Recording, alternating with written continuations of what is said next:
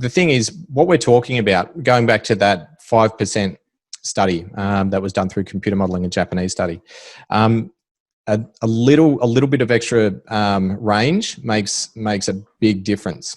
And it's probably better to say things like range and mobility than flexibility, because when you say flexibility, people think, oh, well, if I just jump on my feet and rock backwards on them, then they're going to be more flexible.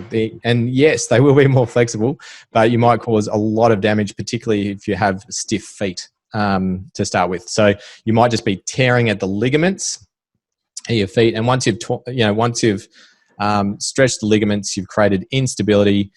You've created probably a much worse situation than you started with.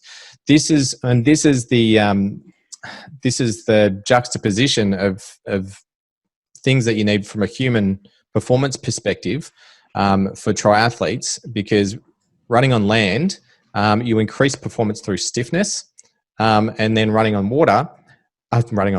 swimming through sorry, you improve your performance through your mobility and skilled and creating a skilled wave movement through your body. So so that's the big challenge. So it's mobility stuff. So the more you can do with conditioning your tendons, so that means rolling with a foam roller or a tennis ball, or a myofascial ball of some description, or a myofascial roller, is rolling from your knees all the way down. So the connective tissue goes up through your feet. You've got all of these like strings that go from your toes right up through your shins, connect around sheaths around the tibialis anterior, or your big shin muscle, and all of your other muscles around your feet.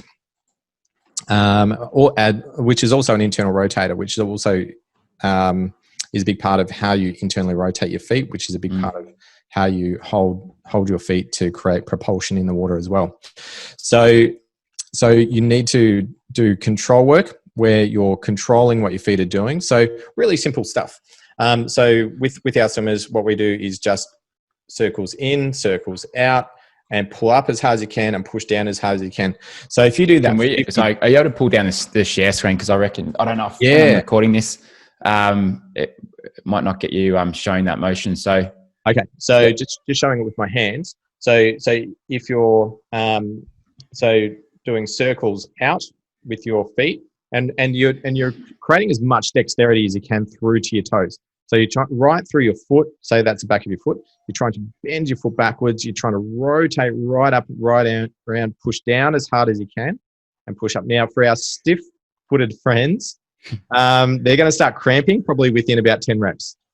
All right. So if you're pulling up as hard as you can, pushing to the side as hard as you can, and pushing down as hard as you can, but what you're actually doing is, because all of those tendons are running through your feet, running through the bones, you're starting to free them up, and you're starting to push and pull and push and pull them through a range that they might not have ever gone through.